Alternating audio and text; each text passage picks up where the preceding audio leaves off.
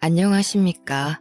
저는 이번에 50대의 마지막 열차를 탄 홀몸 엄마입니다. 이 사연을 쓰기로 마음먹기까지 꽤나 고민을 하고서 컴퓨터를 킨 것인데요. 저의 사랑하는 딸이 한번 올려보자고 해서 딸 도움을 받아 이렇게 키보드를 두들깁니다. 어떻게 써내려가야 할지 몰라 과거를 찬찬히 돌아보면서 종이에 몇 자 연습한 뒤에 쓰고 있어요. 자녀 있으신 분들은 저의 가슴 철렁했던 이 사연에 마음 써서 공감해 줄 것이라 생각이 듭니다. 바보 같은 저의 불찰로 인해 자식을 잃어버렸던 멍청한 엄마의 반성문이 될 것 같아서요. 저는 한창 청춘인 시절 남편을 만나서 결혼을 하였습니다. 혼전 임신으로 결혼을 한 것이지만 절대 실수가 아니었고 이미 결혼을 약속한 사이에서 아이가 먼저 생겨버린 것이죠. 사실 아이를 낳기 전까지만 해도 저희 부부는 남들 해먹고 사는 만큼 평범하게 살았습니다. 남편이 돼지고기 납품 업체 사장으로 있었는데 계약건이 많아서 가정을 꾸리기에 문제없는 형편이었거든요. 그런데 남편의 승승장구에 배가 아팠던 부하 직원의 나쁜 시기로 남편은 거짓 누명을 썼고 사업은 부도를 맞게 되었죠. 그때는 저희가 이미 결혼을 했을 때였고 아이도 출산일을 앞두고 있는 상황이었습니다. 그런 와중에 사업 부도 때문에 집안에 압류 딱지가 붙게 되었어요.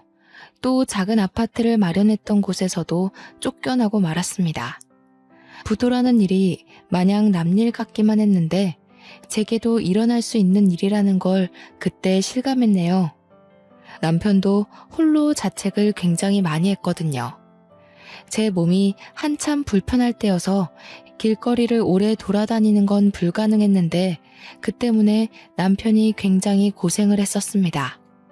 남의 집을 두들겨 생전해보지 않은 구걸도 했고 저렴한 여관에 찾아가 무릎 꿇고 사정하며 공짜로 숙식 제공을 받기도 했죠. 그래도 저희 부부의 긴박한 처지를 이해해 주시는 분들이 많았습니다. 제가 임산부인 걸 보고 마음 써서 들여보내주신 어르신 부부들을 지금도 하나하나 마음속에 기억하고 있답니다.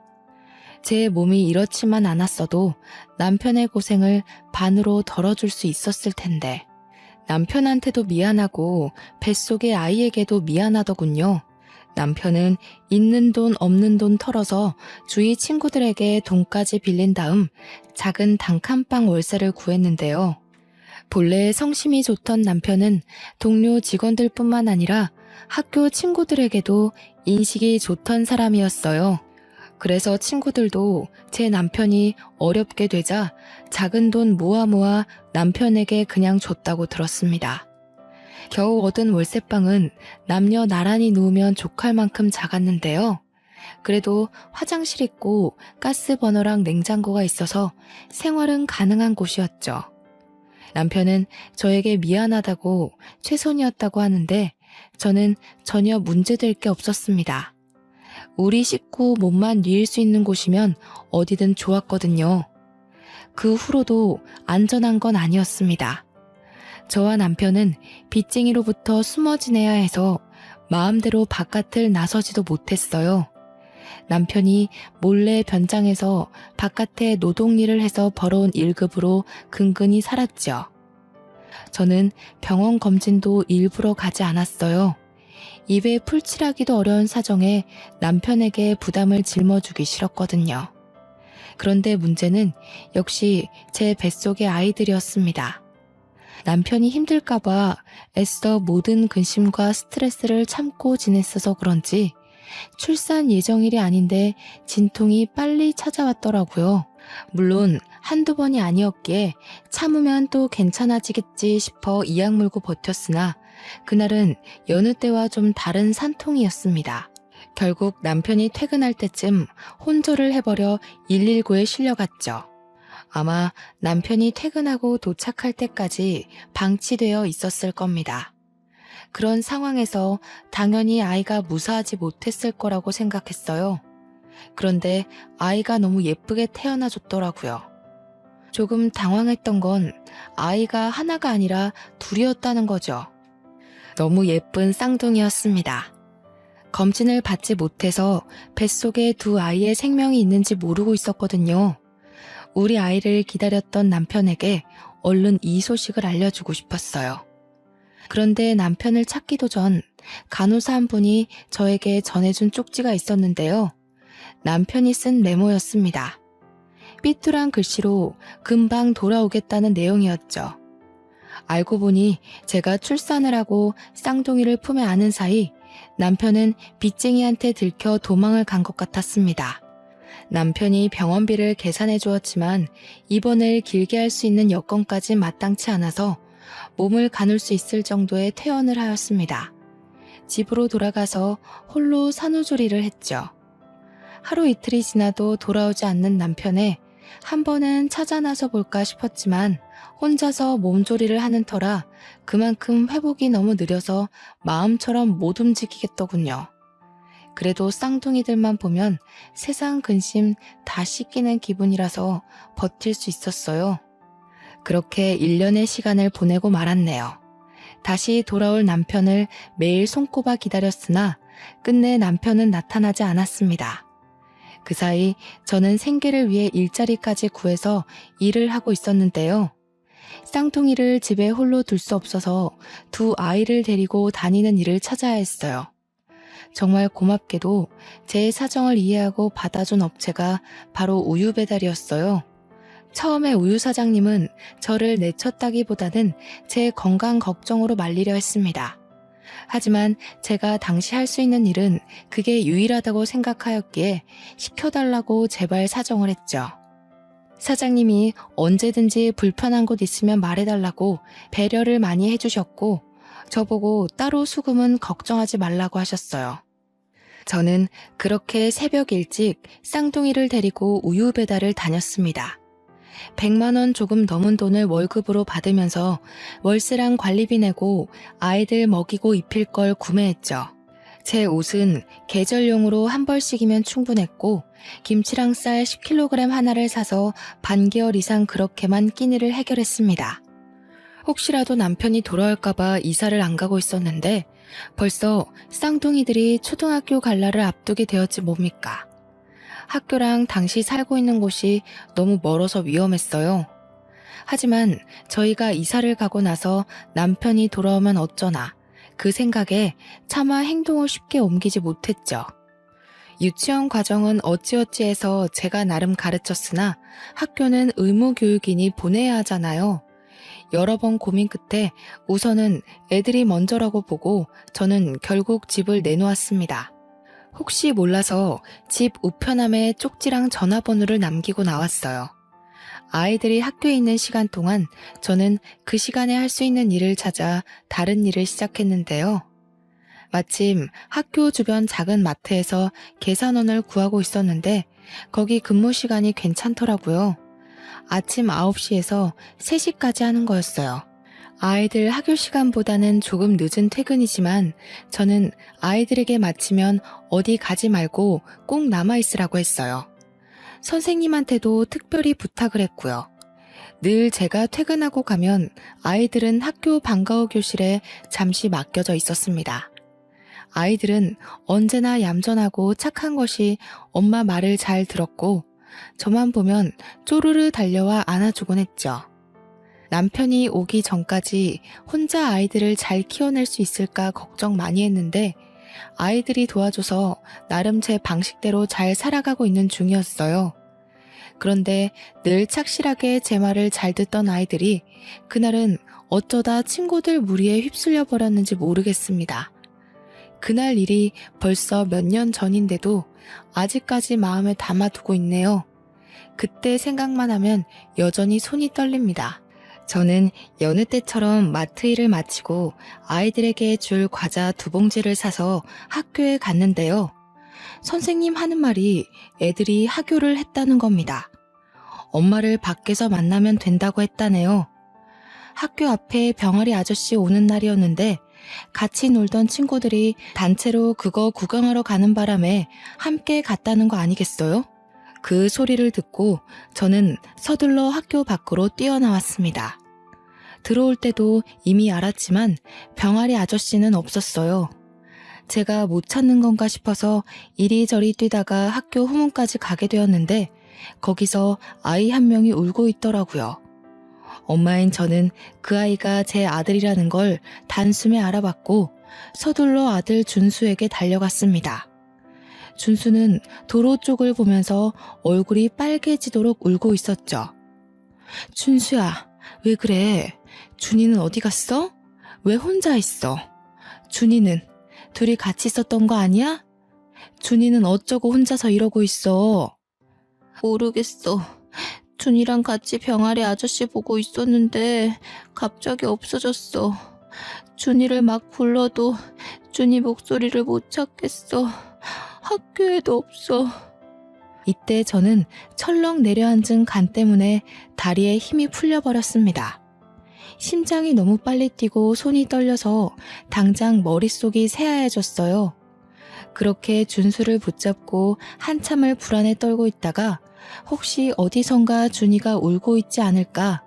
이쯤 되면 친구들이랑도 다 헤어졌으니 엄마를 찾고 있지 않을까? 그런 간절한 마음을 안고 서둘러 일어나 준수 손을 잡고 다시 학교를 찾았어요. 급히 학교 안을 뒤지기 시작했습니다.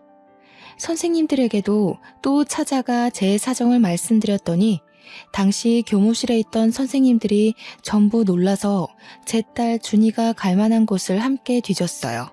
결국 한 선생님의 신고로 경찰까지 오게 되었고 함께 학교 CCTV까지 뒤지게 되었죠. CCTV에 준이가 찍혀있는 걸 보고 저는 잠깐 안도를 했던 것 같습니다. 준이를 찾을 수 있다고 막연히 믿었던 겁니다. CCTV 화면을 가만히 지켜보는데 준이가 병아리를 사가는 친구들을 따라가다가 함께 버스를 올라타 버렸더라고요. 그걸 보자마자 저는 애가 타고 마음이 급해져서 몸을 제대로 가누지도 못했습니다. 아휴, 어떡해. 내 딸. 아이고, 선생님, 준이 어떡해요? 제 딸 어떡해요? 한 번도 버스를 타본 적이 없는 아이예요. 경찰 선생님, 제 딸 좀 찾아주세요. 어머님, 우선 진정하시고요. CCTV 찾아서 버스 노선 따라가다 보면 찾을 수 있을 겁니다. 요즘은 거리마다 카메라가 설치되어 있잖아요. 그렇죠, 경찰관님? 그럼요. 버스 탄 시간이 얼마 안 된 것 보면 금방 찾아낼 수 있습니다. 어머님께선 일단 저희랑 같이 서해 신고 접수하러 가시죠. 주변에서 저를 안심시켜 주었지만 저는 이미 온전한 정신이 아니었습니다. 불안한 마음이 가시지 않아서 그때부터 거의 오열했던 것 같아요. 경찰서에 가서 우리 딸을 실종 신고로 접수했고 경찰이 아이를 찾게 되면 연락 주겠다고 해서 일단 준수만 데리고 집에 왔습니다. 아이 하나 없을 뿐인데 집이 텅텅 비어 보이더군요.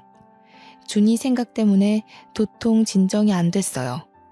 깜빡하고 준수 밥도 못 챙겨줬다는 걸 뒤늦게 알고 알턴 몸을 일으켜 밥을 준비했죠. 그러면서도 휴대폰을 몇 번이나 들여다봤는데 날이 저물어 가도록 경찰서에서 연락이 없더라고요. 그러다 꼬박 밤이 되었을 무렵 제가 먼저 경찰서 다시 연락해봤습니다. 어머님, 저희가 최대로 찾고 있는데 아무래도 아이가 아줌마 한 분을 따라간 것 같아요. 버스에서 내린 곳은 확인이 됐는데 그 동네가 인터넷도 잘 안 터지는 곳이라 CCTV도 몇 개 없더라고요. 뭐라고요? 아줌마라뇨? 무슨 아줌마요? 그럼 지금 우리 딸 못 찾고 있다는 말씀이세요? 우리 딸 찾아준다고 하셨잖아요. 아이고 준이야, 우리 준이 찾을 수 있다면서요, 선생님. 이쯤 되면 미아 신고가 접수돼서 연락이 올 법한데 데려간 사람이 경찰서에 맡기지 않았나 봐요.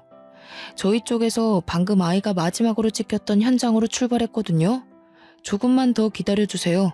죄송합니다. 저는 준수 밥을 준비하다 말고 그대로 풀썩 주저앉아 버렸습니다. 바닥에 몸을 묻고 목이 매도록 울었죠.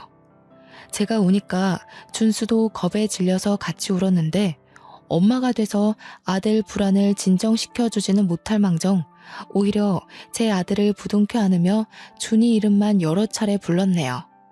아이고 준수야, 우리 준이 어떡하니? 준수야, 네 동생 어떡해?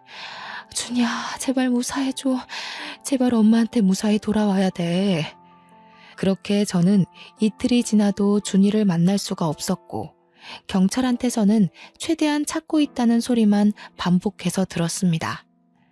준이를 못 본 지 일주일 지나서는 전국적으로 실종 신고가 전달되었고요. 한 달이 지나서는 제가 나서서 실종 미아 전단지를 만들어 붙이고 다녔죠. 선생님들도 이 사실을 알고 나서 많이 안타까워했습니다. 제가 학교 주변에 보이면 함께 전단지 나누는 걸 도와주기도 했어요.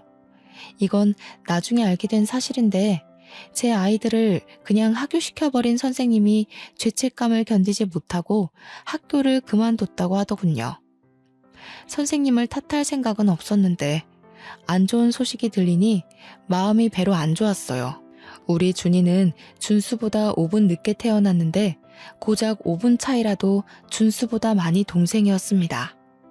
오빠보다 학습 능력이나 적응 능력이 떨어져서 늘상 오빠 손잡고 다니는 걸 좋아했고요. 오빠한테 공부 배우고 오빠랑 놀면서 이것저것 많이 터득하는 걸 참 좋아했어요. 제가 가르쳐주지 않아도 준수가 알아서 준이를 잘 챙겼죠. 그게 저의 가장 큰 불찰이었던 거예요. 저는 오빠인 준수만 집 주소를 알고 있으면 된다고 생각했습니다. 준수에게는 제 전화번호, 집 주소 이런 걸 가르쳐줬는데 준이는 그걸 배우지 못했거든요. 준이가 아는 건 자기 이름이랑 학교뿐이었습니다.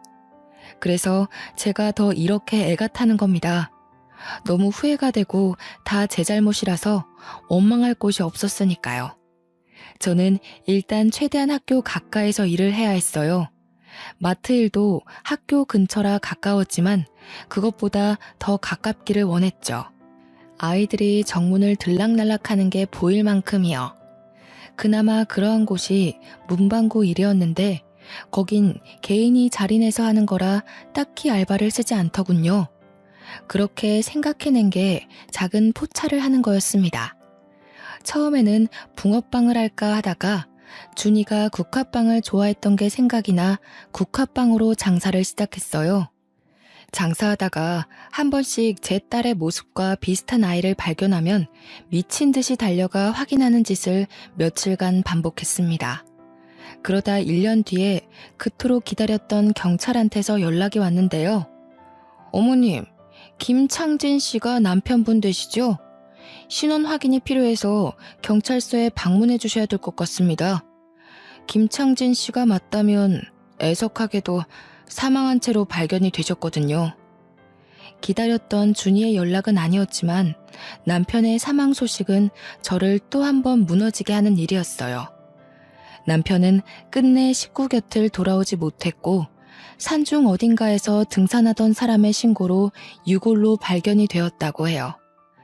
착하게 살아온 제 남편, 도망치고 도망치다가 그런 험한 꼴로 외롭게 죽었다고 생각하니 너무 가슴이 미어졌습니다. 토끼 같은 새끼들 얼굴 한번 보려고 제 출산일을 그토록 기다렸던 사람인데 끝내 아이들을 보지도 못하고 눈을 감았다니 이렇게 불쌍한 처지가 또 어디 있단 말입니까? 저는 어린 아들과 둘이 조촐하게 남편의 장례를 치르고 남편을 납골당에 안치했습니다. 문득 그런 생각이 들더군요. 돌아오지 못하고 사망으로 소식을 알린 남편처럼 제 딸도 그렇게 돌아올까봐 너무 무서웠어요. 그동안은 아니라고 내 딸 분명 살아있을 거라고 굳게 믿고 지냈는데 남편의 부고 때문에 너무 크게 흔들린 거죠. 매일 밤 자기 전에 하늘에 있는 남편에게 빌었어요. 우리 어린 딸 준이 당신이 좀 지켜달라고. 당신이 있는 곳에서 우리 준이가 보인다면 제발 좀 지켜달라고 수없이 기도했죠. 야속하게도 사건은 해결되지 못한 채 세월만 계속 흘렀고 실망과 좌절만 갈수록 커졌습니다. 그 사이 준수가 벌써 초등학교를 졸업하는 지경까지 왔는데요. 준수의 교복을 맞추고 집으로 돌아온 그날 밤, 저는 마지막까지 붙잡고 버텼던 동아줄을 놓고서 눈물을 터뜨리고 말았습니다. 아들 걱정해서 평소에는 몰래 울음을 삼켰는데 옷장에 걸려있는 아들 교복을 보니 더는 못 참겠더라고요. 우리 준이도 교복을 맞춰야 할 나이가 되었는데 미안하다 준수야. 엄마가 우리 아들 생각해서라도 힘을 내야 하는데 도무지 네 동생 걱정으로 하루하루가 죽을 만큼 힘들구나. 도대체 준이는 어디에 있는 걸까? 엄마, 나 이제 이만큼 컸으니까 꼭 경찰이 되려고 노력할 거야. 그래서 내가 준이 찾아줄게. 그러니까 울지 마. 엄마가 울면 준이도 많이 속상할 거야. 고작 14살인 아들인데 얼마나 속이 깊던지. 제가 참지 못하고 다시 눈물을 흘리는 걸 아들이 안아주면서 자기만 믿으라고 계속 저를 달래주었습니다. 아들 앞에서 참 면목이 없었으나 그게 그렇게 의지가 되더라고요. 그날 후로 저는 제가 준수에게 너무 소홀했구나 싶어 더더욱 악착같이 살기로 마음먹었습니다. 준이도 아직 생사에 대한 연락이 없는 것 보면 분명 살아있을 거라고 믿기로 했죠. 그렇게 준수가 대학을 가게 되고 준이에게 해줄 몫까지 보태어 준수를 뒷바라지를 해왔습니다. 준수는 저한테 경찰이 될 거라고 포부를 밝힌 순간부터 단 한 번도 장래의 희망을 바꾼 적이 없었는데요. 정말로 번듯한 경찰 공무원이 된 거 있죠. 저는 아들이 얼마나 열심히 공부하고 노력했는지 지켜봐서 알고 있어요. 첫 시험에서 바로 합격했는데 그동안의 노력이 빛을 발한 것 같아 그게 너무 자랑스럽다가도 어린 나이부터 저 때문에 원하는 꿈 한 번 꿔보지 못하고 경찰만 바라보고 달려온 건 아닌가 하는 생각에 오랜만에 눈물을 보여버렸네요. 고맙다 준수야. 엄마가 신경을 많이 못 써줬는데 이렇게 잘 커줘서 너무 고마워. 그리고 미안해. 엄마가 너한테까지 마음의 짐을 짊어준 것 같아. 그게 너무 미안해서 어쩌니? 그런 말 하지 마. 준이는 나한테도 동생이잖아. 내가 준이 손만 잘 잡고 있었어도 이렇게 되진 않았을 텐데. 내 잘못이 커. 무슨 일이 있어도 내 동생 내가 꼭 찾을 거야. 아휴, 이 착한 것. 좋은 집에서 좋은 부모 만나 자랐으면 이 고생 안 해도 되었을 텐데. 엄마라는 사람이 너무 못난 모습만 보여줬네. 그래도 정말 멋있게 커줬다 우리 아들. 참 장해. 그만 자취해도 된다는 제 말에도 준수는 끝까지 저와 같이 사는 걸 고집했습니다. 출근 거리가 멀어서 피곤할 텐데도 괜찮다고만 하네요. 그래도 아들이 멋진 경찰이 되는 덕분에 저는 본래 살던 집 주변으로 조금 더 큰 전셋방을 얻을 수 있었어요. 이 동네를 완전 떠날 수 없었던 건 순전히 우리 딸 때문이었죠. 혹시라도 우리 딸이 이 동네를 기억해서 찾아올 수도 있잖아요. 그렇게 준수가 경찰이 되고 1년 차가 지났을 무렵 준수가 저한테 몸 생각하라고 부탁을 하는 바람에 장사를 접고 한동안 집에서 쉬게 되었어요. 무료하게 집에만 박혀 있으면 또 늘어질 수 있으니 제게 요리학원을 또 등록해 주더라고요.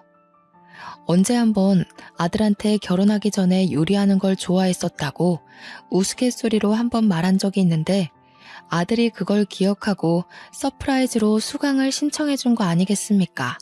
솔직히 학원에서 요리 수업 받을 때만큼은 정말 하나도 잡생각이 안 나는 거 있죠? 다른 사람 인생살이도 들을 수 있었고 제 사정에 위안도 많이 받았어요. 서로 좋은 말도 많이 주고받는데 사람들과 어울려 지내서 그런지 우울감도 걷어지는 느낌이었죠. 수업 들은 내용들을 꼬박 수첩에 메모해서 아들이 준 용돈으로 아들에게 요리를 선보이면 아들이 맛있다고 저를 치켜 세워주며 큰 호응을 해주는데 그때마다 민망해 죽겠더라고요. 그래도 어딘가 모르게 저희 집안의 분위기가 달라졌어요. 저와 아들 사이에선 늘 슬픔만 가득했거든요. 그런데 나날이 먹구름이 걷어지고 있는 게 느껴져서 솔직히 조금은 숨통이 트이는 거 아니겠습니까? 이게 다 살면서 이 못난 엄마를 보필하느라 애썼던 자랑스러운 우리 아들 덕분이겠죠. 다 죽은 사람처럼 딸 전단지를 돌리는 것도 아들의 힘을 빌려 SNS에 실종 가족 소식을 등록하고 난 뒤부터 활동하지 않았습니다. 아들이 경찰로서 선배들에게 부탁해서 힘쓰고 있으니 저보고는 다시 만나게 될 준이를 위해 몸조리하라고 하더군요. 한 번도 가져본 적 없던 저만의 시간을 조금이나마 찾아서 지내고 있을 쯤이었습니다. 준수 말고는 연락 올 데가 없는 저에게 모르는 번호로 한 통의 전화가 왔는데요.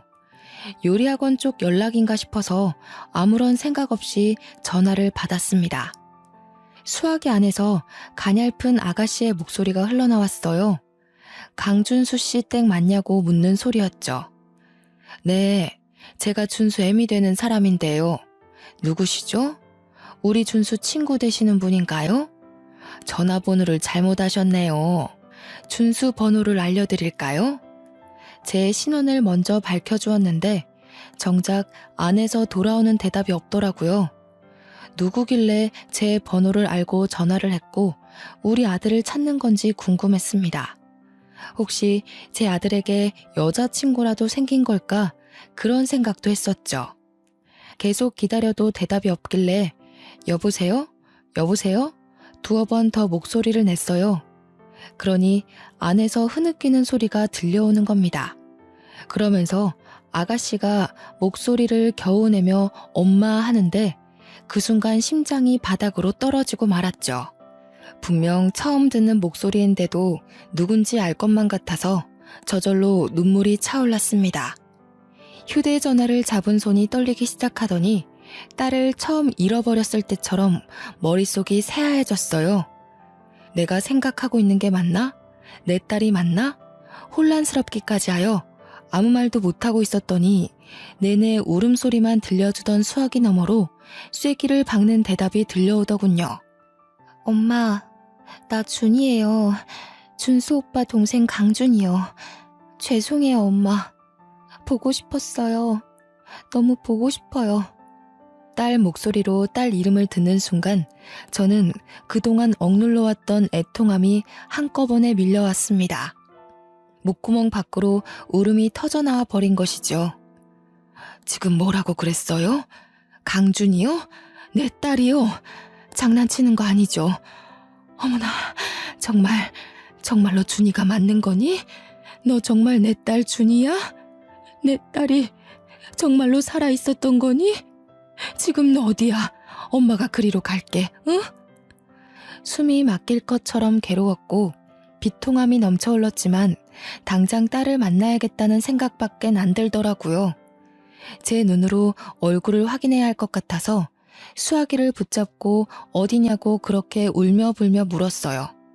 딸도 많이 울고 있는지 목소리가 많이 떨렸는데 그러면서 하는 말이 자신이 다녔던 초등학교에 있다는 겁니다. 저는 전화를 끊자마자 신발도 못 신고서 허겁지겁 달려나갔습니다. 학교랑 5분밖에 걸리지 않는 거리를 맨발로 미친 듯이 뛰었어요. 도로에 차가 오는지도 못 보고 그냥 무작정 달려서 운동장으로 뛰어 들어갔는데요. 그때 막 학교 건물 쪽에서 나오는 아가씨 한 명을 보았습니다. 겉모습이 못 알아볼 정도로 너무 달라져 그냥 지나쳤다면 모르고 넘어갈 수 있어요. 그러나 얼굴이 붉어져서 울면서 걸어오는 아가씨의 모습이 영락없는 제 딸인 겁니다. 우리 준수랑 똑 닮아서는 준수보다 선이 곱고 작은 게 딱 우리 딸이었다고요. 저는 엄마니까 제 새끼를 한눈에 알아볼 수 있단 말이에요. 틀림없이 제 딸이었어요. 제 딸. 혼절할 것처럼 몸의 중심이 흔들렸음에도 저는 딸을 발견하자마자 준이야! 목 놓아 소리쳤습니다. 과연 제가 죽기 전에 우리 딸 얼굴을 보면서 따뜻하게 이름 불러줄 날이 올까 염려 많이 했거든요. 그래서 그동안의 한을 담아 준이를 몇 번이나 더 외쳤어요.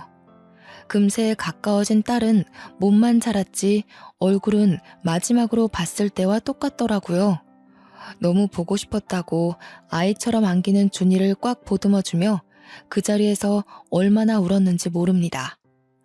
몇 번이고 딸 얼굴을 다시 확인하면서 이게 꿈인지 생시인지 정신 차려가면서 부둥켜 안고 오열하기만 했어요.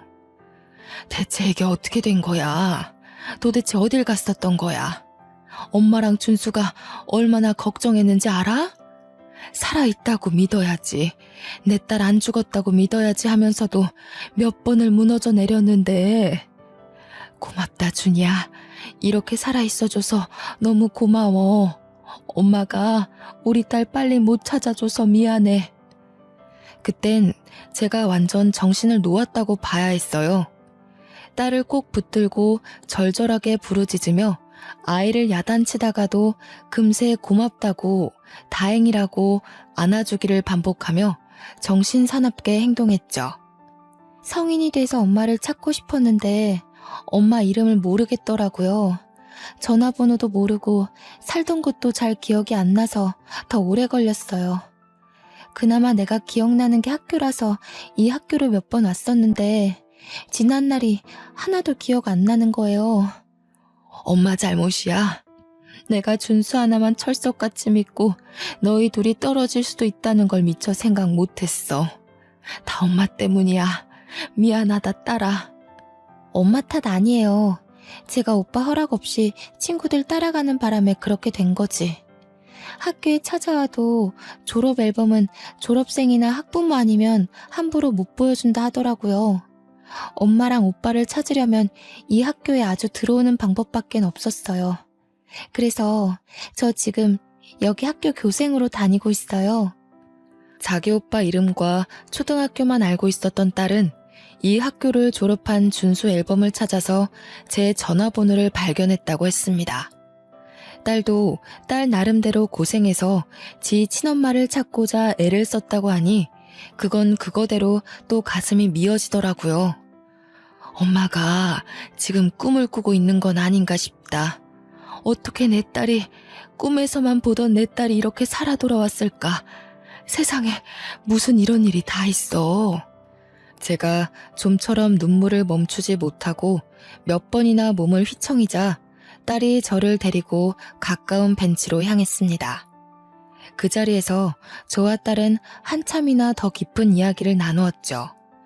미처 신발을 못 신고 나온 저를 위해 딸이 자기 신발을 벗어주기까지 했네요.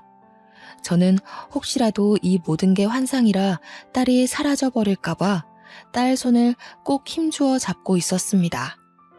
여태 딸 얼굴을 확인하고 울부짖느라 정신없어서 정작 딸이 어떻게 살아왔는지 묻지 못했더라고요. 앉아서 해가 다 저물도록 딸 이야기를 들어주었는데요. 그날 버스를 타고 친구들이 각자 집에 다 내려서야 딸은 오빠를 잃어버렸다는 걸 알았다고 했습니다. 그걸 알고서 뒤늦게 아무 정류장에서 내렸다고 했어요. 한참을 오빠와 엄마를 찾으며 울면서 걸었다네요. 해가 다 저물 때까지 목이 터져라 울었는데 주위를 보니 건물이 몇 개 없고 풀이 많았다고 하는 겁니다. 사람 한 명 없는 그곳에서 자기 엄마 같은 아줌마 한 명과 마주쳤는데 아줌마도 울고 있었다고 했습니다. 그 아줌마가 자신을 데려가서 밥을 먹여줬다고 하더라고요. 딸이 말하는 아줌마가 과거에 경찰이 말했던 그 아줌마가 아닐까 싶습니다. 그날 아줌마도 교통사고로 우리 딸과 비슷한 또래의 자식을 잃고 길거리를 거닐며 서럽게 울고 있었다네요. 그러다 제 딸을 발견해서 가여운 마음에 밥을 먹이고 싶어서 자기 집에 데려갔고 제 딸을 돌려보내기 위해 경찰에 신고를 하려고 했는데 하룻밤 재워서 보낼까 싶어 신고를 미뤘대요. 그렇게 하루 이틀 미루면서 자기 딸을 잃은 상실감을 제 딸 키우면서 위안받았다고 했어요. 제 딸을 돌려보내는 게 마치 자기 죽은 딸을 완전히 보내주는 것만 같아서 차마 마음의 준비가 안 되었다고 하는 겁니다. 딸 말로는 그래서 일이 이렇게 되어버렸다고 해요. 그 아줌마가 딸이 좀 자라고 난 후 그동안 잘못을 용서 빌었다고 하대요. 솔직히 화가 나는 게 당연하잖아요.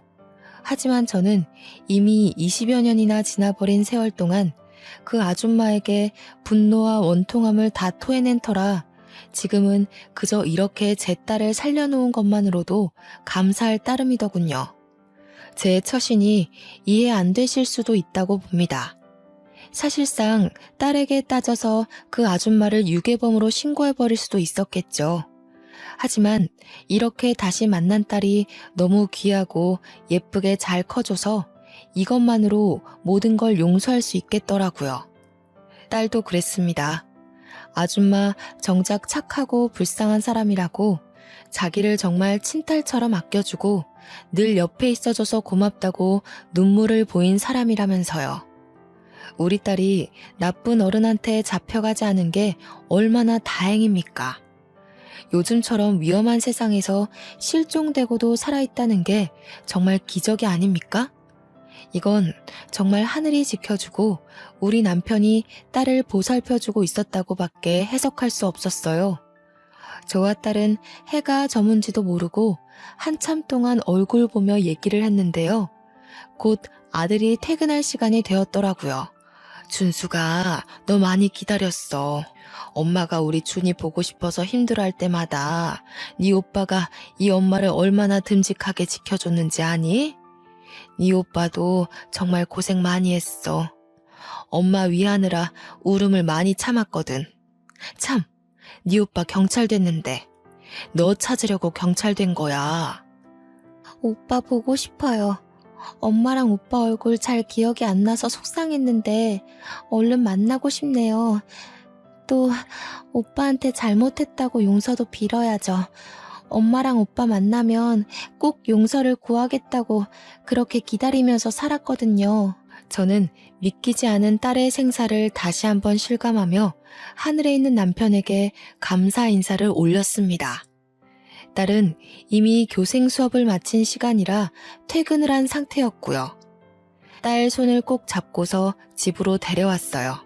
준수가 오기 전에 함께 먹을 저녁상을 진수성찬으로 차렸어요. 딸이랑 함께 식사를 준비하는데 제가 자꾸만 꿈 아니냐고 묻는 말에 그때마다 딸이 뽀뽀해주면서 꿈 아니라고 얘기해줬어요. 뒤돌아서면 사라져버릴까봐 계속 신경이 쓰이더라고요. 화장실 가서도 몇 번이나 딸 목소리를 갈구했는지 몰라요. 오늘 아줌마한테 엄마 집에서 잔다고 허락받았어요. 저야말로 엄마 안 사라지게 꼭 붙어 잘 테니까 걱정 마요. 세 식구 먹기엔 과분한 밥상을 차려놓고 나니 아들이 잠시 뒤 퇴근하고 들어오더라고요.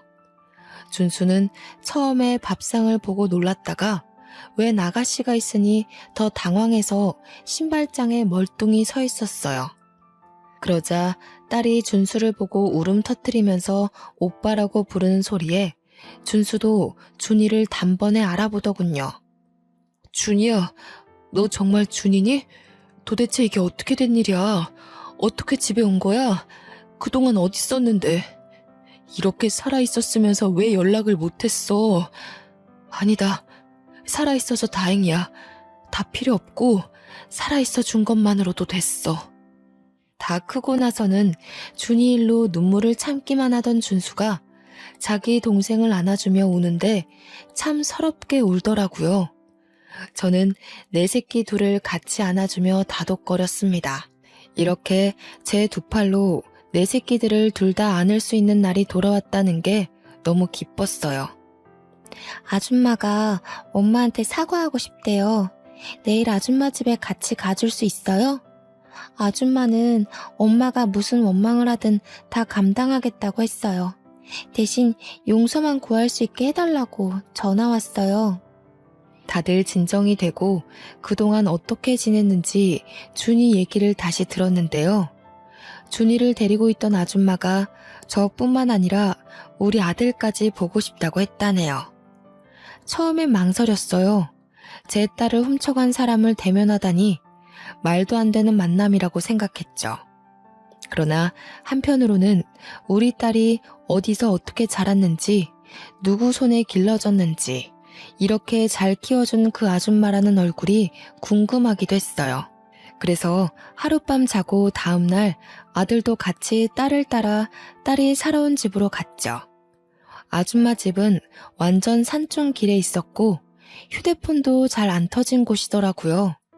문득 경찰이 CCTV도 몇 대 없고 인터넷도 잘 안 된다고 했던 말이 떠오르더군요. 아직도 그때만 생각하면 소름이 돋는데 그곳을 이렇게 찾아와 보다니. 딸을 따라 산중으로 올라갔는데 그곳에는 동화 속 산장처럼 예쁜 별장이 꽤나 넓게 자리하고 있었습니다. 내부는 더 넓었어요. 집주인인 아줌마는 그 커다란 집에서 혼자 지내고 있더라고요. 우리가 들어가자마자 얼굴도 제대로 못 마주하던 아줌마가 자리로 안내해줬는데요.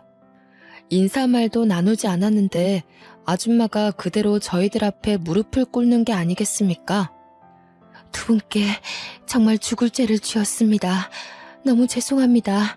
변명이란 거 알지만 그땐 죽은 제 딸이 너무 보고 싶어서 그런 정신 나간 짓을 했던 것 같아요. 처벌은 얼마든지 받겠습니다. 죄송합니다. 갑작스런 사죄에 저희들은 할 말을 잃고 있었습니다. 그때 아들이 먼저 한 소리를 했는데요. 범죄인 거 알고 계세요? 공소시효가 지나서 따져 물을 수는 없겠지만 아줌마께선 지금 천륜을 끊어놓는 엄청난 죄를 저지른 겁니다. 아줌마도 엄마라면서요. 근데 어떻게 이런 일을 벌일 수가 있어요? 아들은 그동안 어디에도 원망을 쏟지 않고 내내 묻어두고 있었거든요. 우리 식구를 힘들게 만든 아줌마에게 단단히 화가 난 것이 이해가 됩니다. 저도 아들 말에 100% 공감을 하니깐요. 그러나 저는 딸을 잃었을 때의 마음을 잘 알기 때문에 아줌마가 준비 없이 자기 딸의 죽음을 통보받았을 때 거기서 오는 애통함도 충분히 이해가 되었어요. 저는 아들에게 죄송하다고 두 손을 싹싹 비는 아줌마에게 꼭 몇 마디 해주고 싶었습니다. 어떻게 자식 잃은 마음을 아는 사람이 이런 어마어마한 짓을 벌일 수 있단 말인가요? 부인이 피부치 딸을 잃은 건 정말 안타까운 일이지만 부인이 받은 상처를 남에게 전가한 것밖에 안 되는 거예요.